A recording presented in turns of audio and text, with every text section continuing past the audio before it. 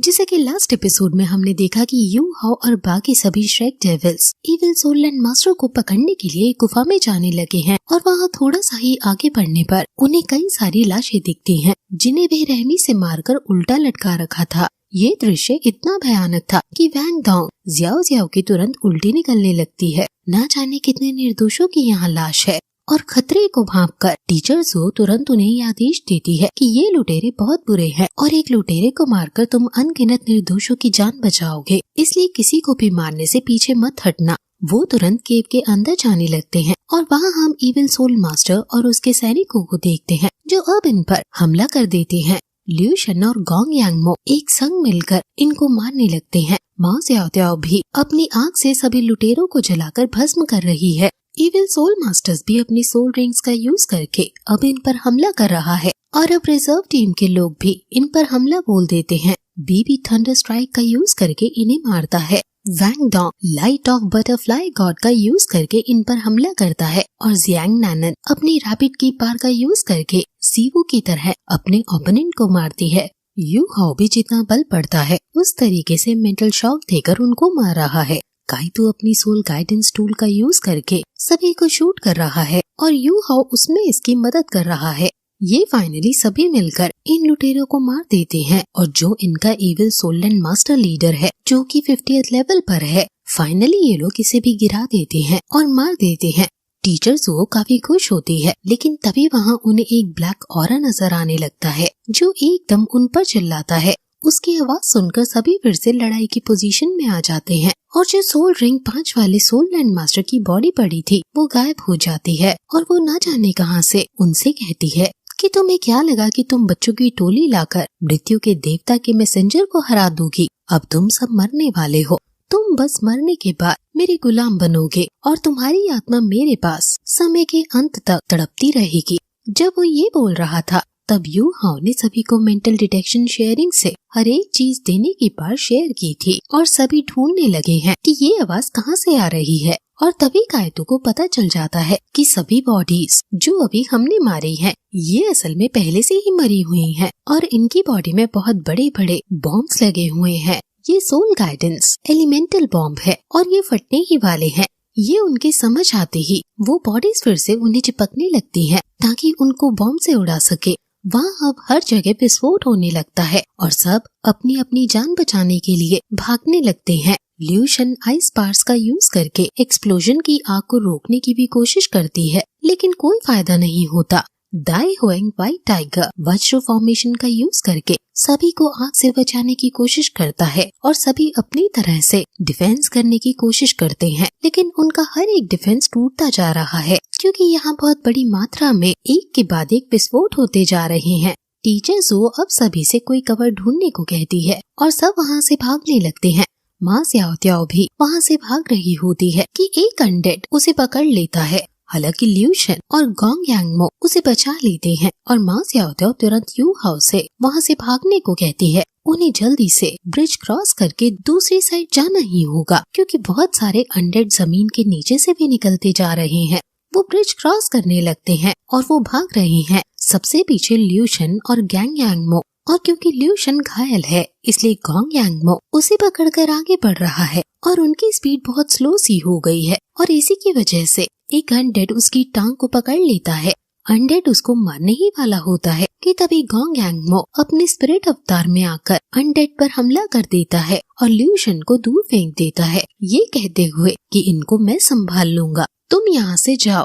वो अकेला ही इन सभी अनडेड को रोकने लगता है और वैंग डोंग चिल्लाकर कहता है कि आप जल्दी से आ जाओ, लेकिन गोंग यांगमो नहीं मानता और सारे के सारे अनडेड को अपने पास खींचने लगता है ताकि दूसरे लोग भाग सके। वो अनडेड को दूर धकेलने लगता है और लियू शन उसे रोकने की कोशिश भी करती है, लेकिन वो नहीं मानता।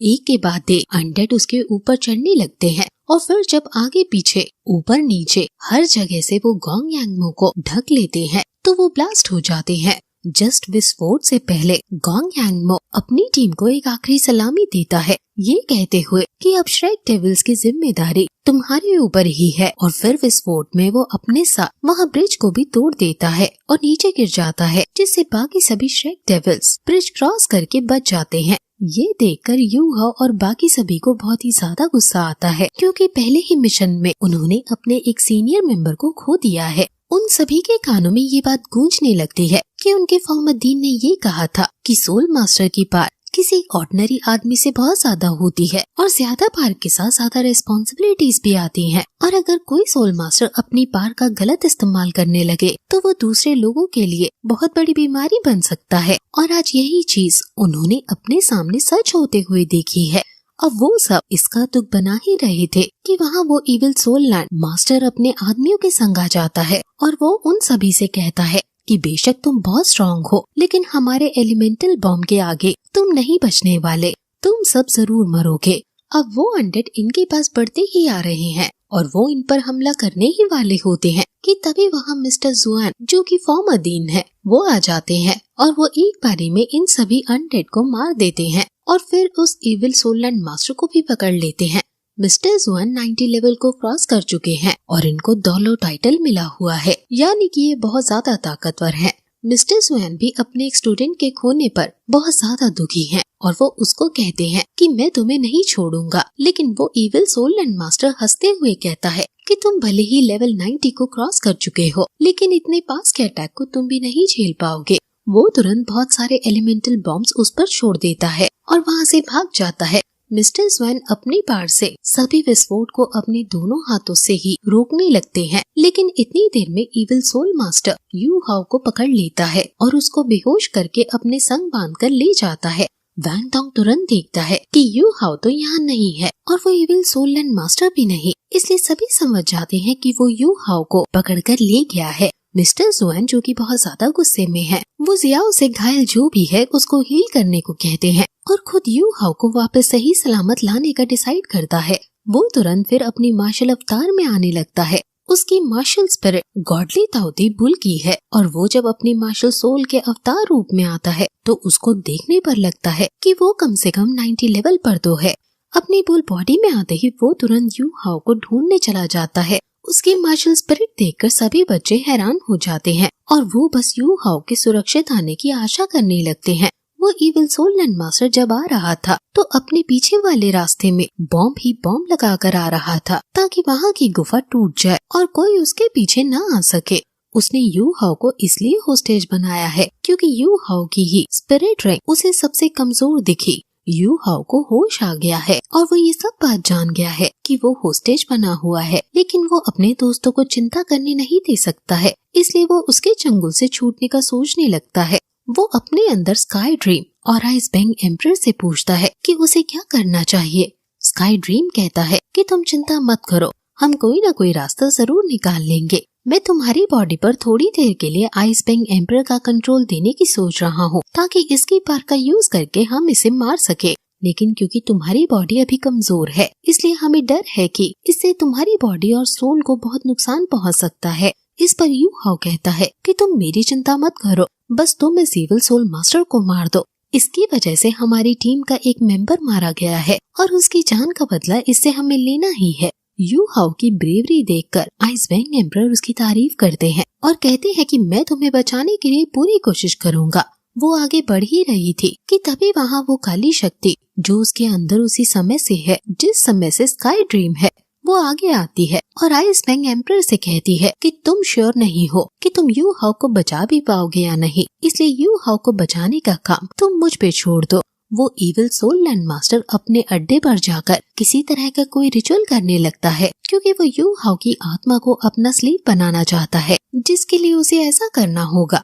अब वो इससे पहले कि ऐसा कर पाए यू हाओ के ऊपर वो ब्लैक एनर्जी काबू ले लेती है और यू हाओ को प्रोटेक्ट करने के लिए वो यू हाओ को हवा में उठाती है और अब उसकी बॉडी पर पूरी तरह से कंट्रोल ले लेती है। इविल सोल मास्टर उससे कहता है कि तुम तो एक सोल मास्टर हो। इस पर ब्लैक एनर्जी जो यू हाओ के अंदर है वो कहती है कि आखिर ये इविल सोल मास्टर क्या है, जिस पर वो कहता है कि इविल सोल मास्टर बड़ी बड़ी चीजों को करने के लिए बने होते हैं, जैसे मैं मृत्यु को दर्शाता हूँ और मैसेंजर ऑफ डेथ कहलाता हूँ। अगर तुम भी एक इविल सोल मास्टर हो तो अपना असली रूप दिखाओ। इस पर वो ब्लैक एनर्जी थोड़ी सी स्माइल पास करते हुए कहता है कि भला तुमने थोड़ी सी नेक्रोमेसी क्या प्रैक्टिस कर ली, तुम खुद को मृत्यु का मैसेंजर कहने लगे। अगर आपको नेक्रोमैंसी का मतलब नहीं पता तो मैं आपको बता दूं कि ये वो लोग होते हैं जो मरे हुए लोगों के साथ बात करते हैं। ये एक तरह का ब्लैक मैजिक है जो इसमें दिखाया गया है और वो ब्लैक एनर्जी अनडेड लीडर का मजाक उड़ाने लगता है, जिससे उसको गुस्सा आ जाता है और वो अपने आदमियों को फिर से बुलाकर इस पर हमला करवा देता है और फिर ये एपिसोड यहीं खत्म हो जाता है। व्यू सीरीज की लिंक डिस्क्रिप्शन बॉक्स में है, आप सामने एंड स्क्रीन पर क्लिक करके भी उसे देख सकते हो।